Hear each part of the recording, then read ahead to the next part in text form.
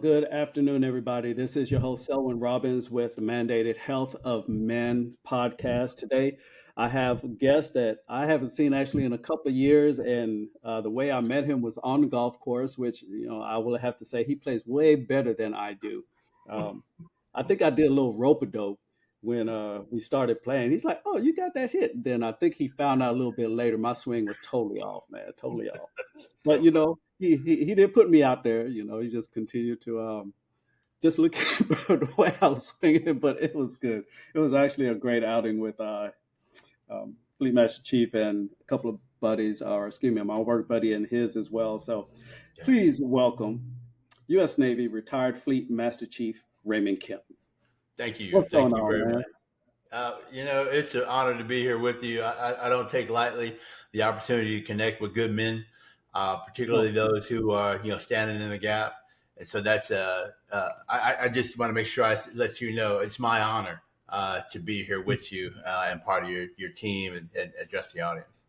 Man, that has to go both ways because, never in my life would I've thought that I'm sitting down and doing a podcast, yet alone speaking face to face with someone that was also part of the U.S. Navy. And that's awesome because, once you get out the Navy, you tend to go your own way or whatnot, but you staying in there. And I just have to let everybody know how we first met on that golf course. I think it was a 10 a.m. tee off time with my work buddy, and they said we'll pair up with somebody, and here's Master Chief Kemp and his golf buddy, and we were teeing off together. And this is what I want to tell everybody, and you don't know this, but you had asked me a question. You had asked me what I do. And naturally, we tend to just say our work, right? Mhm.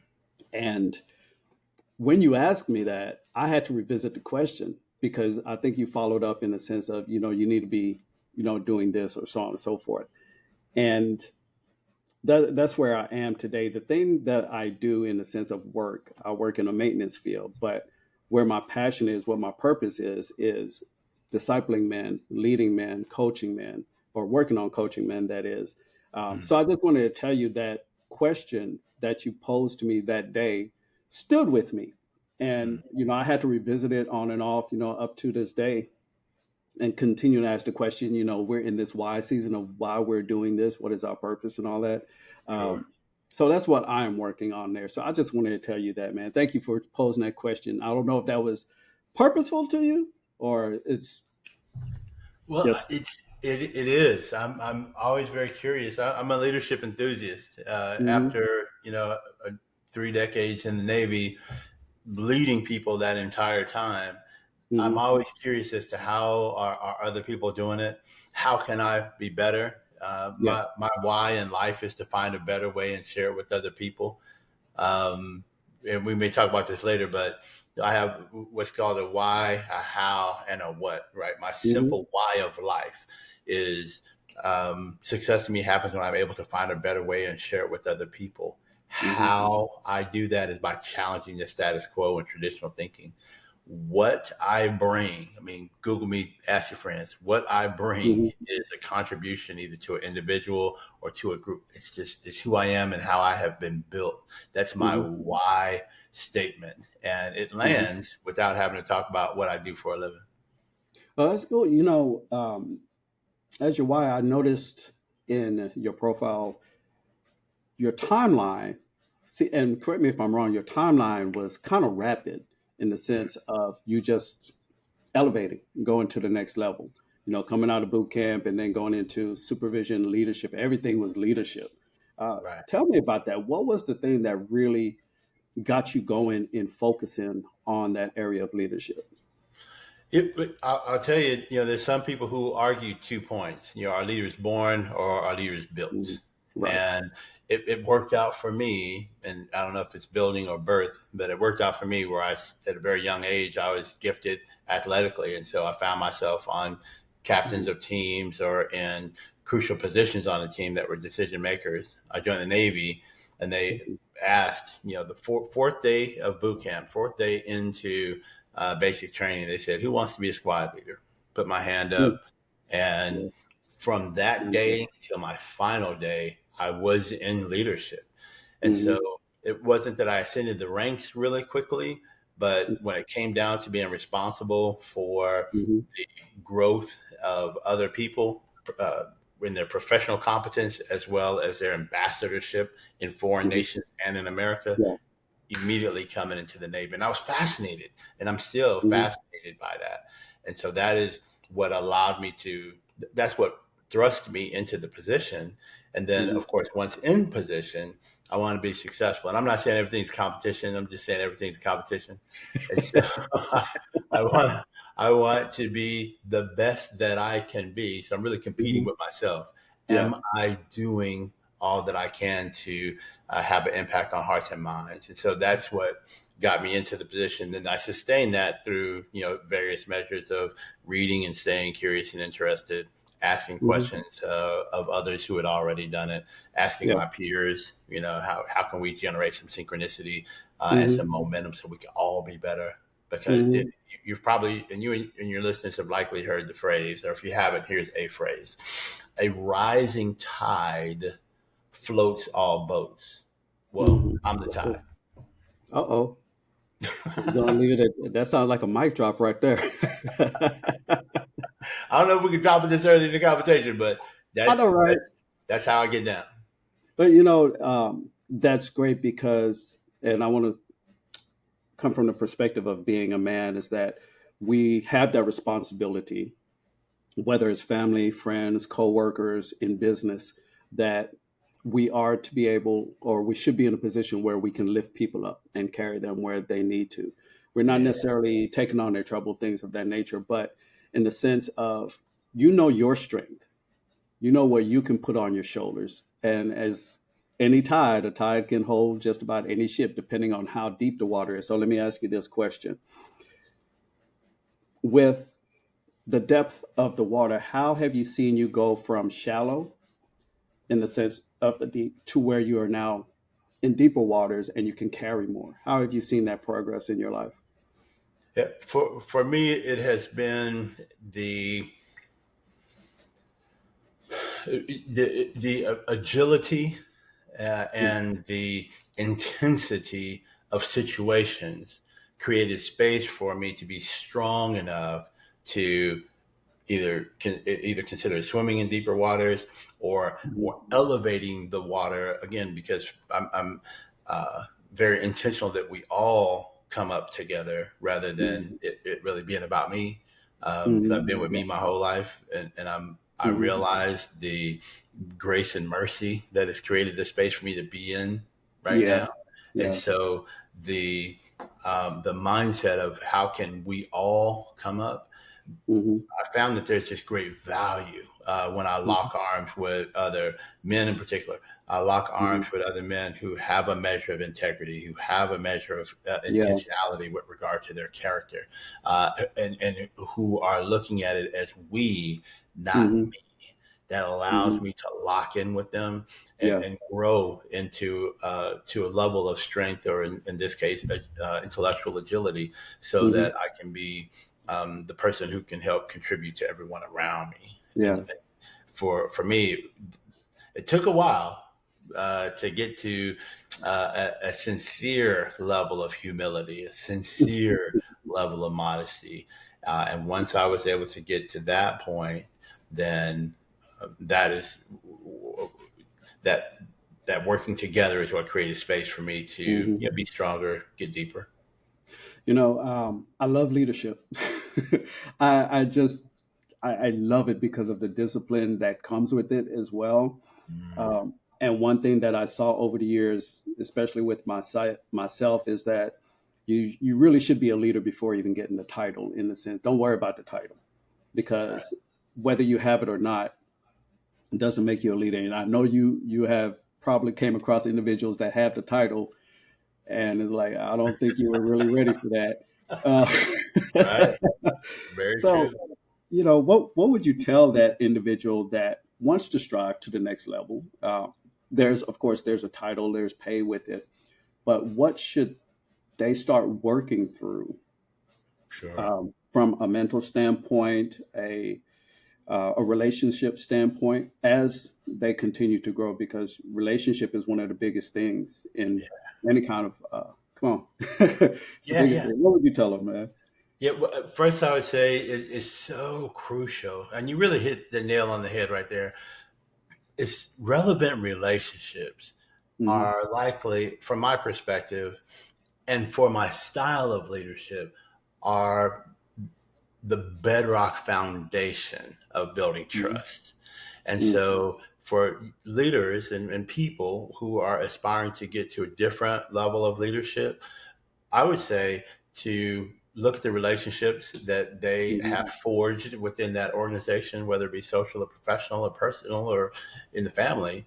Look at the relationships within there, and then look to solve problems or look to add value to that relationship. So in the Mm-hmm. workplace, if you have someone who is a computer technician like I was, then okay, how can we make this process more efficient and effective?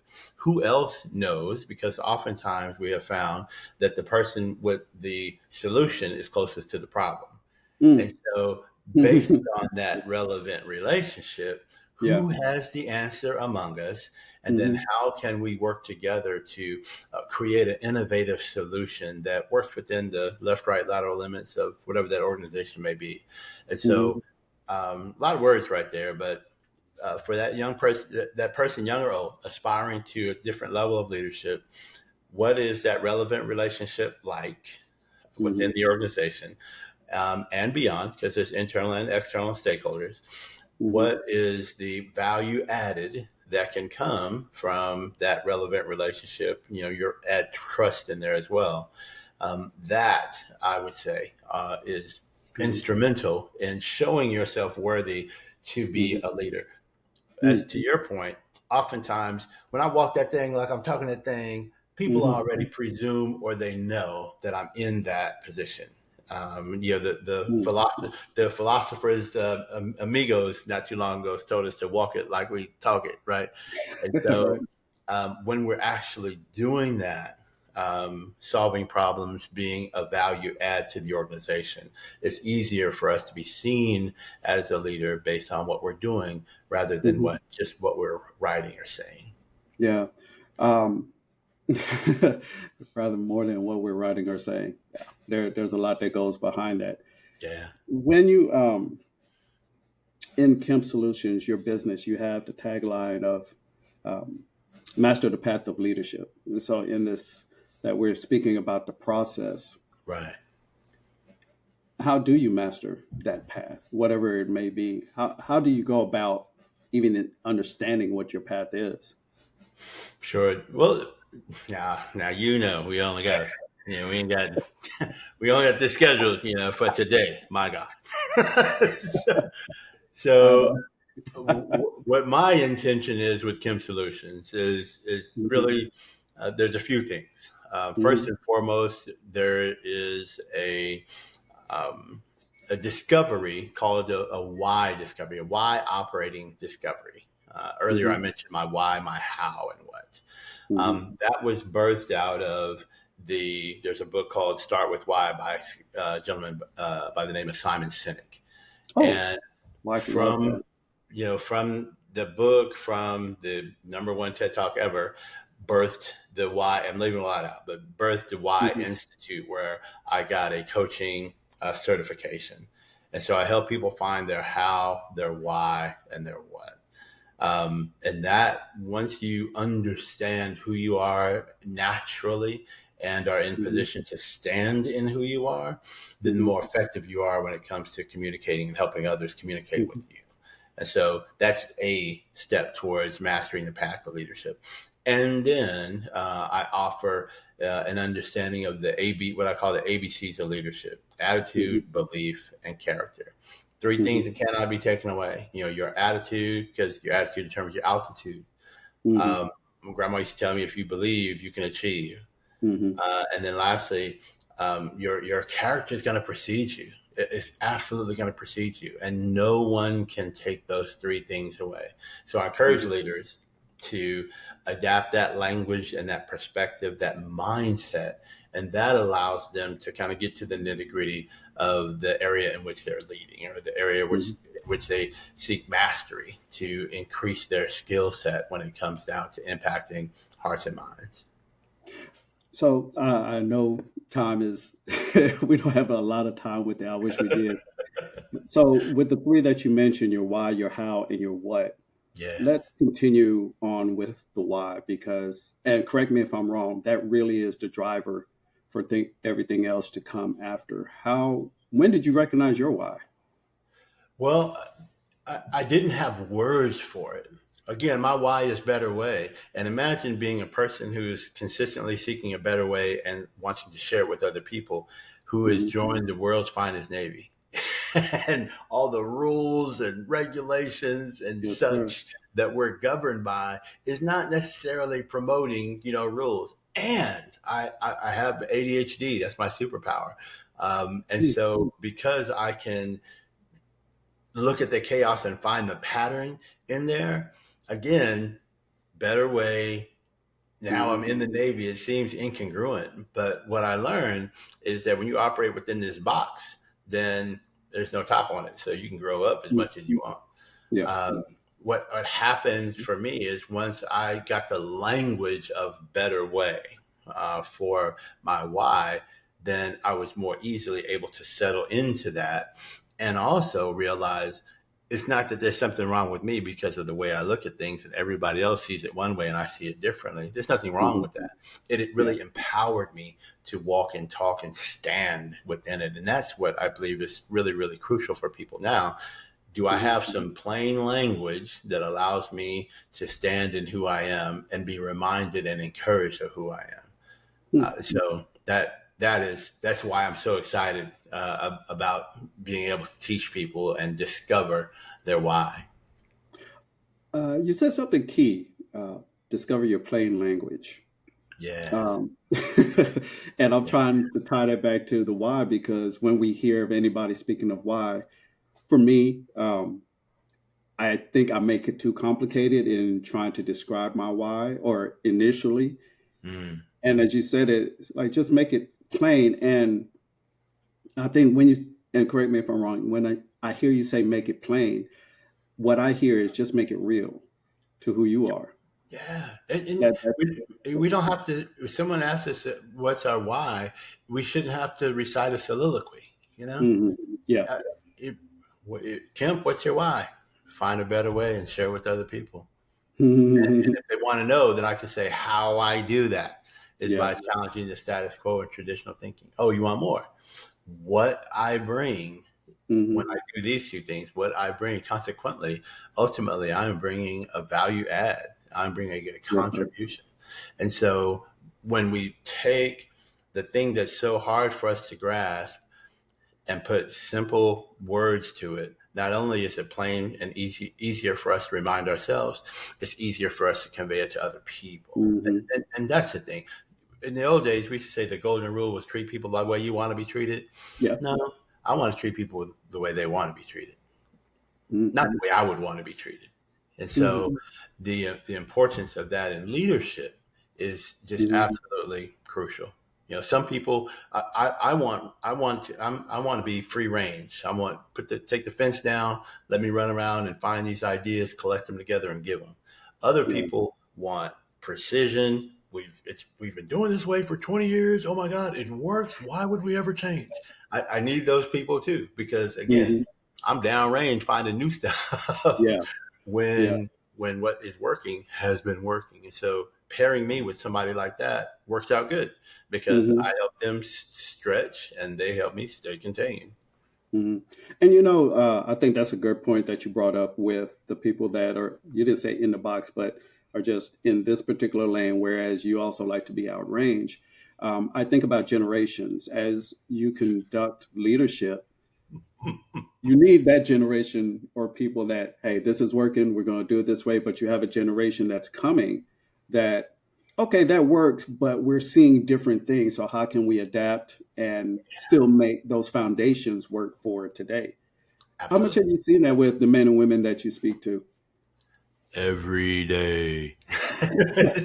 Wait, my ideal client is a company that has at least 50 or so people in it. Um, Hmm. and those companies that are out that are really successful, you got 50 people, I guess on average. If, for those MBA folks, forgive me if I get the number wrong, but they uh, average out that if you're a successful organization, you're making about 300K per person. So that turns into 50. I don't do math in public, but yes, 50 million. Mhm. And so those are the size companies I like working with. When Yeah. I talk to them, they are always dealing with the five, well, four and a half, five generations that are in the Mhm. workplace right now. So the Yeah. ability, I created a program communicating across the generational gap Mhm. because there's brilliance on the other side, as Yeah. well as known good, trusted processes and Mhm. information. Yeah. One thing that we are older folks like myself, because this gray beard is real. What we find out is that the relevant relationships we mentioned earlier is something that AI can't do. Mhm. Yeah. If you and I get on a phone call with one of my buddies, you automatically have value because I brought you with me. Same if Mhm. we call one of your friends on a three-way or on a Zoom call. The Mhm. thing these days is that we all have the same amount of information, and Mhm. because the information is ubiquitous, but thankfully for the internet, well, now how do we communicate across the generational gap of how things Mhm. ought to be done? And so oftentimes that means for a gray beard like myself, I need to be more malleable, or Mhm. Yeah. flexible when it comes down Yeah. to new ideas. And Mhm. that's the challenge. That generational communicating across the generational gap is probably one of the most popular courses that I Mhm. offer. So, that you said that's a challenge because we've been raised a certain way for so long, and then to adapt and include another way of thinking um, is ingrained. So how do we kind of pull that up a little bit out of the ground, uproot that to a degree, to allow something else in? Yeah, there's got to be some compromise. If we Mhm. all agree, if we find that the common denominator, right? If we find that common area, we all want this organization, this program, this team, our family to be better. Yeah. What are we willing to do to make it better? What are we looking to do to or what are how much are we willing to compromise our old ways for the new ways? And Hmm. for the other camp, how much are you willing to sacrifice from this new creative thing to the Hmm. known good value add? And being able to communicate across there, it's simple in a conversation like this, but when you're Hmm. standing there, with somebody with their mind set on Uh-huh. whatever that other thing may be, it gets to be a bit challenging. But I love that engagement. Oh man, it's always great, and I love the easy talk conversation because you get, I think, a little bit more honest, a little bit more realism to it as well. I want to end with this question here. You mentioned value add a few times Yeah. from the perspective of someone being onboarded to a company. That's automatic value add because we're bringing you on because we feel and see there's something you can add to this company overall. Right. For that individual that's going to the next level, somebody that's onboarding, how can you steer them to continually keep that value add in front of them? Mm-hmm. Mm. Yeah. Well, I think as a company, I think it's important that we incentivize innovative ideas. I, Hmm. I think it's also not only should we incentivize innovative ideas as leaders, we should absolutely have recognition processes Yeah. and programs in place so that we can celebrate that innovation. Hmm. And then it kind of tied back to the incentive is we should create a level of expectation that all of us have a voice, all of us have an idea, and so being able to um, having the expectation that people bring those innovative ideas and stay curious with regard to whatever their professional competency is. Once we Hmm. set that expectation as part of the culture, and that culture being reinforced by the climate, That's the way. When we bring somebody on board, we're setting expectations, and those expectations should be seen in the folks that they work with. It should be seen in the place within which they work, especially if we're Hmm. in a art facility. Yeah. And it should certainly be seen with our changes in equipment. Like you mentioned, being in maintenance. Well, if there's some new tools out and a new technique to do this maintenance, why are we using these tools from back in Hmm. the 1900s? Why are we using some of these new Gucci tools that we Hmm. have? Mm. The new Gucci tools. You know what I hear you, man. I hear you. I'm I want to close out with this. What is one quote that you have? And I know you have many because of what you do. But saying? what is one quote that you have that will resonate to a father Mm, that is, as you know, we're just coming off of Father's Day, but right. that father that sees, hey, man, I'm doing this and this, but how can I better lead my family Yeah. overall?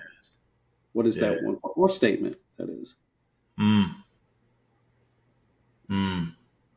The statement I would imagine um, to fit into the question would be two statements. One, I won't grow weary in my well doing. Yes, That sir. that statement followed by I will plant trees that bear fruit that I'll never taste. And I'm Mm, okay with that because I know that those trees will feed nations. mm-hmm. And so, Come on. as fathers, continuing to plant seeds and to pour into our children, to our brothers and uncles and nephews, and our wives and daughters and nieces, Mm-hmm. is, is us planting those trees. And Mm. in Ezekiel, it talks about, God said, I'm looking for somebody to stand on a wall, stand in Yeah. Yes, make the he. wall whole and to stand in a gap. Like that. Um, Hmm. I think it really goes into, I'm seeking them, I can't find them. That's right. That's Well, the part of it. Yes, but sir. now let that be us. Hmm. Come on. Yeah. Yes, sir. I had goosebumps when you first answered the question. You were a little, yeah. There we go. There we go. And that's big for me because, and I'll say it this way: I'm thinking about my generation, not my time, but the generation that's coming from me. Sure. In the children, we have 4 adult children and 12 grandchildren, and I looked at just the number 12, right? And I'm like, that's God all over right there. That's government. That's something that's being set, going all the way back to Right. Abraham. I'm like, and it goes into what you said. He's planting trees. He's planting seeds, stuff that Yeah. he will never see. Right. But in this time, this dispensation, he is living his legacy. He's doing what he's been directed to do, and continue to just feed into that, man. And my wife and I were big about legacy, Mhm. and we love it. And I tell you now, I don't know if you really even think about it in that sense, but there's a lot of legacy that's coming from you, and you will see that fruit in people coming back and said, I never really spoke to you when we were in the U.S. Navy. There's somebody going to come back and say that, but I Right. remembered how you carried yourself, and I Mm. wanted to emulate that. Yeah. And yeah, man, I wasn't expecting to say that, but that's coming your way, brother. That's coming your I way. appreciate that. I appreciate it. You're welcome. We're gonna close out with this. You got your book behind you, man. Yes, Showing sir. resilience. Yes, sir. I see that look right there. Where can I, we find your book, man? so the book, people can reach out to me individually. You can DM me, on any of the social media platforms. I'm Raymond D Kemp, or on LinkedIn, and I'll sign a Mhm. copy, send it to you for the appropriate fee. Or you could go on Amazon and Mhm. get it probably delivered the next day. Oh, awesome, awesome. And I will be purchasing that just to let you know. I Excellent. got you, man. I got you. Mr. Kemp, thank you so much for your time, man. I really appreciate it and continuing the great job that you're doing with Kemp Solutions. Thank you very much. If I could leave you with one thing, it's 10 two Yes, letter sir. words. If it is to be, it is up to me. If it is to be, it's up to me. I mean, I'm not seeking anything other than what I deserve, and I'm going to get after it. Yes, sir. Yes, sir. Thank All you, right, sir. sir. Been a You have a pleasure. blessed one. All right. You too.